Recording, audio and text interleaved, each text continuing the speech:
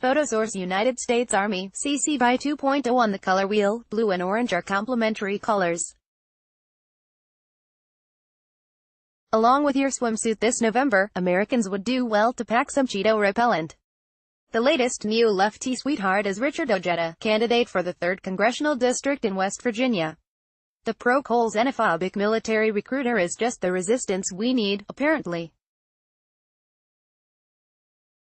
Oh, and this guy voted for Donald Trump in 2016. Ojeda said about his vote for Donald Trump in the 2016 election, if he does 20% of what he promises, he'll be a decent president, and maybe he just will make America great again. Did Ojeda change his mind because Donald is doing 100% of what he'd say he'd do? Richard Ojeda's infatuation with Cole is as dangerous as it is archaic. Ojeda, to this day, credits Donald Trump's policy on coal, which has featured EPA rollback after rollback. This week it was to stop an Obama-era regulation of mercury. No one could ever call Barack Obama a good person, but he wasn't stupid. Coal is dying. And we are all dying faster. As the world is leaving coal behind for more efficient energy solutions, it is America who clings to the old guard. Ojeda acts as if the coal industry going away would eliminate all jobs. Ojeda said of coal, "I know coal is dirty, but that's all we got, never mind the coming climate change apocalypse which will literally eliminate all the working people in your beloved state. Never mind that coal mining itself is perhaps the most dangerous job in the country. Never mind that these statements about jobs being lost are completely artificial," notes Sweden's fossil fuel-free pledge for a near-seamless transition to greener energy. Speaking of dangerous, the #1 test for Democrats in the age of Trump is a military background. If you don't have this, you cannot be trusted by the establishment. The way Democrats flock to the military, one would think that Donald Trump was really ending regime change, touting diplomacy and scaling back the military. In reality, Trump has increased the military budget by over $200 billion. Yet every Democrat who pops up seems to have ties to the military-industrial complex. Is this supposed to make us feel safer? That arrogant, reckless idiot in the White House is no more arrogant, reckless, or idiotic than the American empire itself. Ojeda is a very good boy, as far as the empire is concerned. He was not going to the army to get some benefits and move on, as so many poor people are left to do. Ojeda stuck around 24 years in the army, rising to the title of major in the heartbreaking wars of Afghanistan and Iraq. He now teaches at the Junior Reserve Officers Training Corps, JROTC. This might be the most sinister propaganda organization in America. Simply look at the objectives listed on the Wikipedia page for this evil organization and one can see how it is basically a fascist project.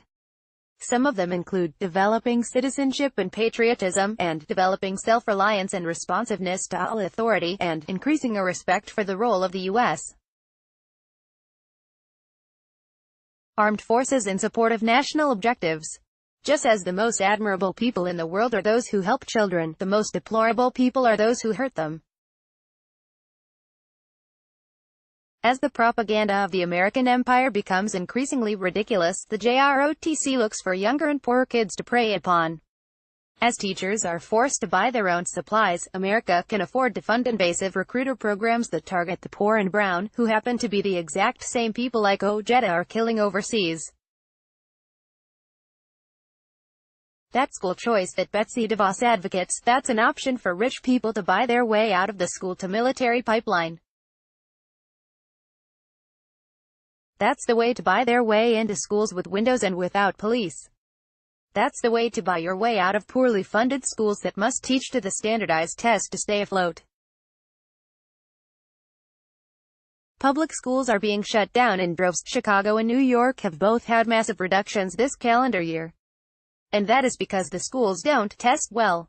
In other words, they accept children with poor parents or with learning disabilities.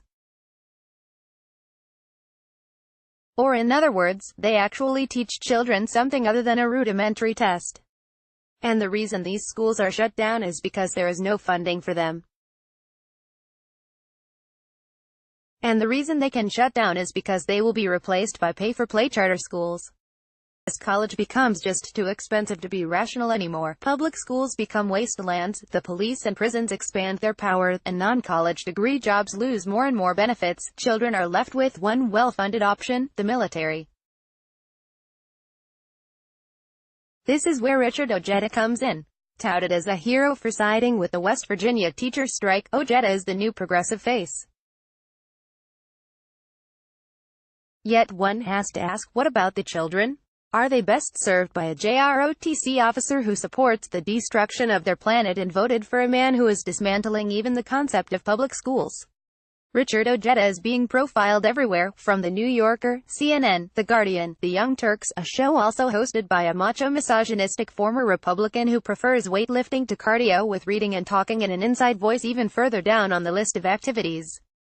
Ojeda was one of the resistance members featured in Michael Moore's Fahrenheit 11/9, which has arguably been a bigger disaster than 9/11 and 11/9 combined.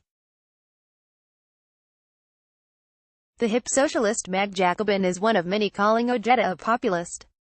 Just as everyone associated with Trump is now a populist.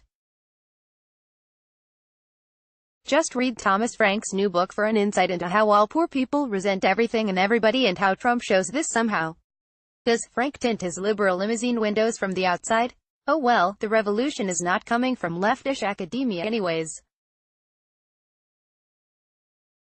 And the revolution is not coming from Richard Ojeda. The left does itself no favors by singling out the single Trump to progressive convert. In reality, Trump supporters aren't budging. Believe it or not, Donald Trump is delivering on his campaign promises.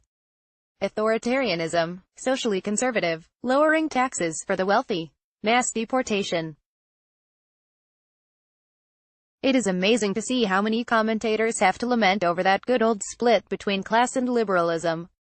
Commentators left, right and center have accepted neoliberalism's main thesis, that class and liberalism are separate and incompatible.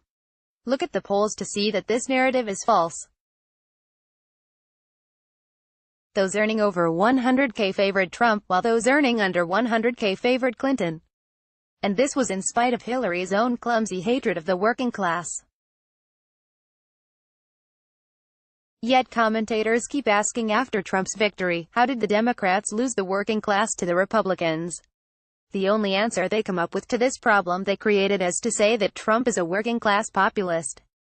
Donald Trump is a white male populist. But when it comes to class, he loses, if only by a small amount. If a better candidate than Clinton would have ran, we likely would have seen Trump's working class numbers drop even further. Now it may be true that the working class gap is closer than before, but blame that only on the Democrats. Not being inspired by them is wholly different than supporting Trump. Commentators are ignoring a far more central issue when they simplify Trump as some sort of working-class rebellion. What Donald Trump really symbolizes is the death of democracy, not the assertion of it. Fact that he has helped the 1% and the 1% alone and still remains in office shows that we are nowhere close to the democracy we claim he proves us to be in. If Trump has delivered anything for the average person, it is conservatism as an ideology. This ideology has never offered any material benefits to most of its believers, so Donald Trump does not need to be effective in any way besides rhetoric to prove his worth to these people. Conservatism has and always will be a survival of the fittest ethos, a means to empower the individual while ruining the society. Donald Trump is the cultural rebellion against liberalism, not the political rebellion against economic depravity. All Trump has offered anyone is hate. And that is all he has delivered.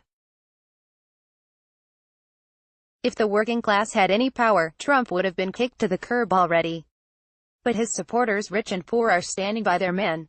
He doesn't have to deliver economic gains because his campaign was never about that. We should oppose all apologists for Trump, both rich and poor. One of the more subtle ways of apologizing for Trump is to pretend he is a populist. Or maybe calling Trump a populist is really just a subtle way of digging at working people. Either way, such is a contradiction that makes little sense. Being on the left means you are for liberalism too. In fact, one should dare to be far more liberals than liberals themselves. Buying into that false division of class and liberalism only justifies the false choices within a narrow neoliberal framework. The way people are parading around the populist label, one would think that poverty and fascism are the same thing. Now Donald Trump explains everything. He is the entire story. Seriously, there is no other story to be had. Love him or hate him, this is We Here, Trump's America. Donald Trump, the ugly blemish on corporate America's squeaky clean image, must be explained as a disease from outside, rather than within, the corporate capitalist system we call home. Proud blue wavers will point to Trump's populist uprising against the professional class. Baloney. He is the professional class. Just not the liberal side of it we see in academia and mainstream media. But he is the business side, a socially conservative, dog-eat-dog world kind of professional. Critics of the Democratic Party will gleefully say that Trump was elected because the Democrats abandoned the working class. So we immediately assume the Democrats that crossed over to Trump were poor. Once again, this is hardly true. Hillary Clinton, despite decades of sadistic anti-poor legislation by her and her husband, won the under 30,000 income demographic and under 50,000 income demographic per CNN. And, for the record, Donald Trump was hardly inevitable. He rose from a crowded Republican field, and then was supported by just about every establishment Republican. He did beat out the Democrat, but this happens half the time anyways, and he didn't even win the popular vote. People basically voted along party lines. 89% of Democrats for Clinton, 88% of Republicans for Trump. Trump is no populist. He's just a Republican. Let me return to Richard Ojeda.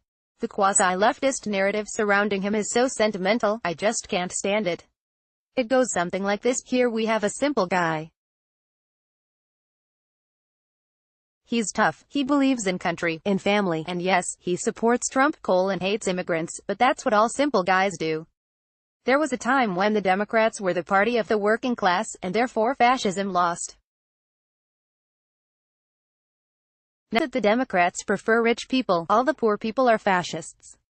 Let's get this simple guy who can talk to the dumb poor people of West Virginia like a working man, and we can save the coal industry, the Democratic Party, and the exceptional country we have all worked so hard to maintain in one swoop. Alas, perhaps Ojeda's 2016 vote for Donald Trump doesn't make him any more pro-Trump than other Democrats. There wasn't a single Democrat who voted against Trump's $674 military budget. In other words, if you are surfing the blue wave this November, you'll have to swim with the sharks in one way or another. That is, unless you are surfing a real blue wave in an unusually warm November. If this is the case, you are more likely to find one of the 100 million sharks dying annually from human activity floating on the surface.